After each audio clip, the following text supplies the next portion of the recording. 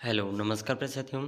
देखिए इस क्लास के अंदर हम राजस्थान के सीईटी और पशु परिचय एग्ज़ाम दोनों परीक्षाओं के लिए राजस्थान जीके के कुछ महत्वपूर्ण प्रश्न देखने जा रहे हैं। और ये प्रश्न आपके आने वाले एग्ज़ाम सीईटी और पशु परिचय 2024 के लिए बहुत ही हेल्पफुल साबित रहेंगे। अगर आप चैनल पर नए हैं तो उदयपुर लर्निंग क्लासेस चैनल को सब्सक्राइब जरूर कर लीजिएगा। साथियों, इन जो प्रश्न हैं ये बहुत ही महत्वपूर्ण प्रश्न हैं। अगर आपको इन प्रश्नों का आंसर पहले से आता है तो साथ ही साथ कमेंट ज़रूर करते रहिएगा। चलिए तो देखिए आज का जो अपना क्वेश्चन नंबर 1 है इस प्रकार है। राजस्थान का वह स्थल जो पशुपालन का प्राचीनतम साक्ष्य प्रस्तुत करता है। तो देखिए राजस्थान का ऐसा कौन सा स्थल है जो पशुपालन का साक्ष्य प्राप्त करता है, यानी कि जो सभ्यता थी पुरानी सभ्यता उसके उस समय से जो ऐसा कौन सा स्थान है जहाँ पर पशुपालन के साक्ष्य मिले हैं। ठीक है, तो देखिए इसके ऑप्शन हैं। ऑप्शन 1 दर, option 2 Ahar, option 3 Kalibangan, option 4 Bagor. तो देखिए इन चारों ऑप्शन में से इस प्रश्न का जो सही आंसर है ये सही आंसर हो जाएगा राजस्थान का वह स्थल जहाँ से पशुपालन के साक्ष्य प्राप्त हुए हैं, यह स्थल है बागोर। ऑप्शन 4 बिल्कुल सही आंसर हो जाएगा।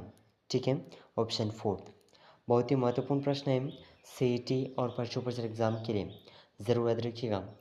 चलिए अगला प्रश्न है क्वेश्चन नंबर 2। चलिए तो देखिए क्वेश्चन नंबर 2 आपके सामने है। बहुत ही महत्वपूर्ण प्रश्न है।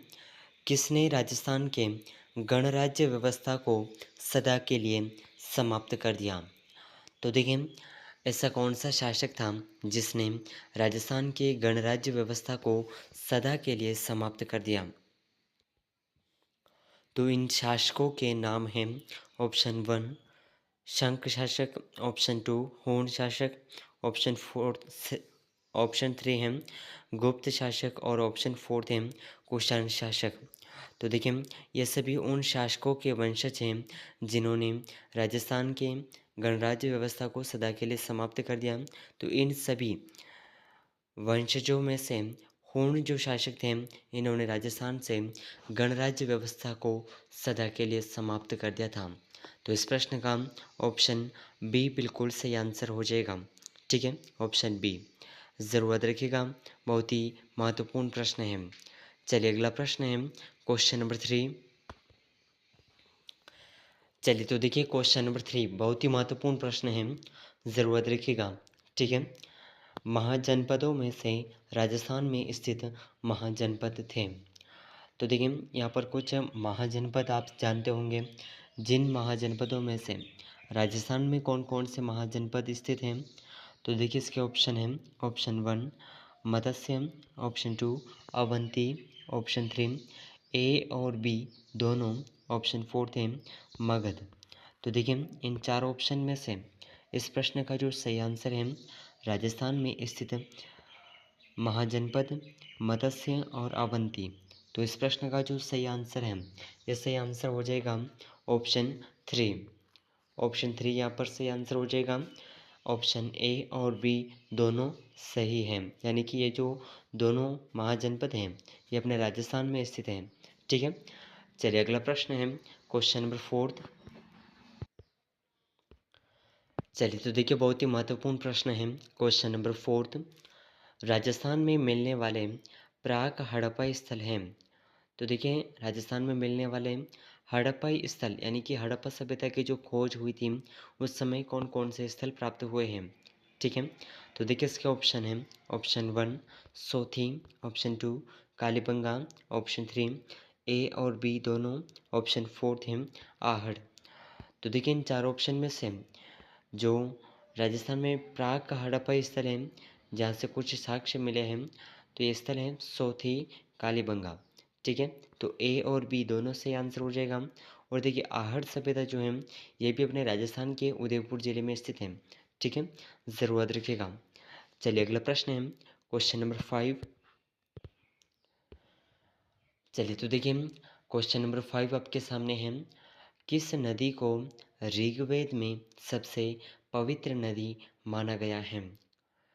तो देखिए यहाँ पर उन नदियों के नाम हैं जिनमें से जो नदी ऋग्वेद में सबसे पवित्र है, उस नदी का नाम आपको क्वेश्चन के अंदर फिल करना है। ठीक है, तो देखिए इसके ऑप्शन है सरस्वती, यमुना, गंगा, इनमें से कोई नहीं।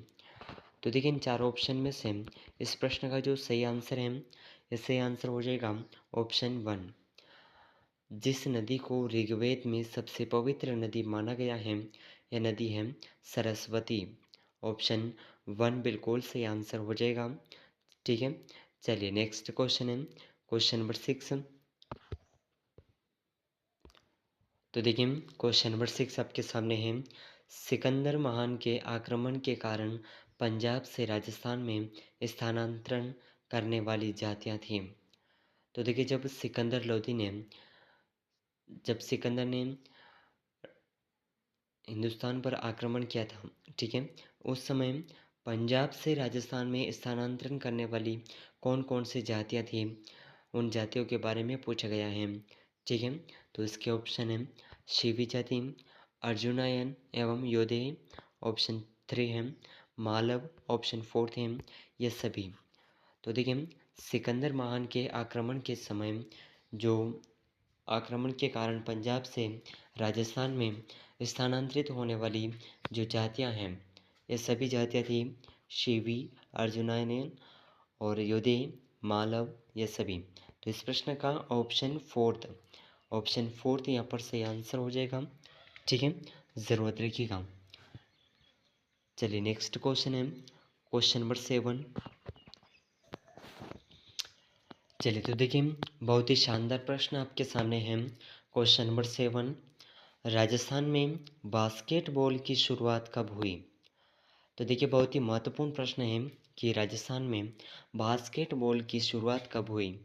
ठीक है, तो इसके ऑप्शन है ऑप्शन 1 1948 ईस्वी, ऑप्शन 2 1950 ईस्वी, ऑप्शन 3 1970 ईस्वी, ऑप्शन 4 है 1980 ईस्वी।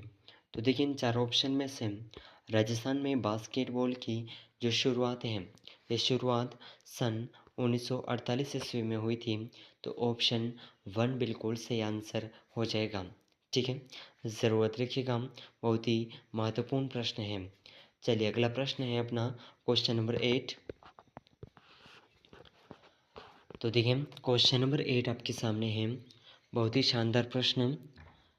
राजस्थान में खेल कूद का सम्मान कहाँ बनता है? तो देखिए राजस्थान में जो खेल कूद की प्रतियोगिता होती है और उसमें जो पुरस्कार हैं, ठीक है, वो जो सम्मानित पुरस्कार हैं, ये कहाँ पर बनते हैं, इस क्वेश्चन के अंदर पूछा गया है। तो देखिए इसके जो ऑप्शन हैं दौसा, जयपुर, हनुमानगढ़, कोटा। तो चारों ऑप्शन में से सही आंसर हो जाएगा हनुमानगढ़ में खेलकूद का सम्मान बनता है। ठीक है, तो ऑप्शन 3 बिल्कुल सही आंसर हो जाएगा। ठीक है, ऑप्शन 3। चलिए नेक्स्ट क्वेश्चन है क्वेश्चन नंबर 9। चलिए तो देखिए क्वेश्चन नंबर 9 आपके सामने है, बहुत ही महत्वपूर्ण प्रश्न है, ज़रूर रखिएगा। अगर आपको इस प्रश्न का आंसर पहले से आता है तो कमेंट ज़रूर करिएगा। ठीक है, कमेंट ज़रूर करिएगा। राजस्थान के एकीकरण के सप्तम चरण में किन क्षेत्रों को सम्मिलित किया गया? तो देखिए राजस्थान का जो अंतिम चरण था, 7वां चरण, इसमें कौन कौन से क्षेत्रों को सम्मिलित किया गया?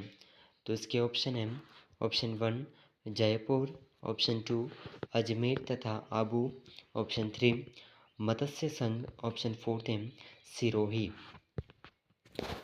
तो देखिए इन चारों ऑप्शन में से जो इस प्रश्न का सही आंसर है, राजस्थान के एकीकरण के सप्तम चरण में जिन क्षेत्रों को सम्मिलित किया गया, ये क्षेत्र थे अजमेर तथा आबू।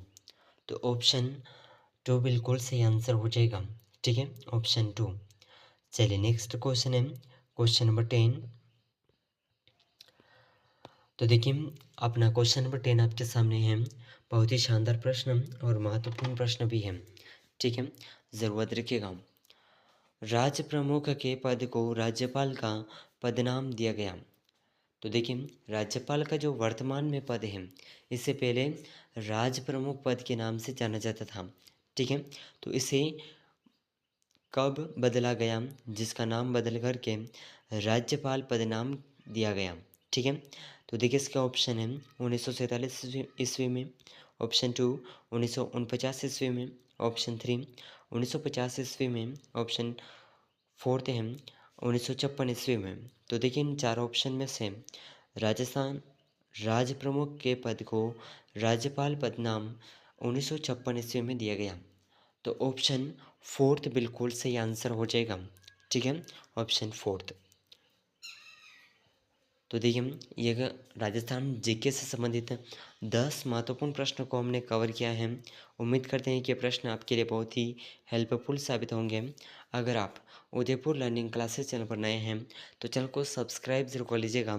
हम रोजाना सीटी और पशु ऑफिसर एग्ज़ाम राजस्थान की सभी प्रतियोगी परीक्षाएं जिसमें राजस्थान जीके पूछ जाता है, उन परीक्षाओं की तैयारी के लिए हम रोज़ाना राजस्थान जीके कवर करते हैं।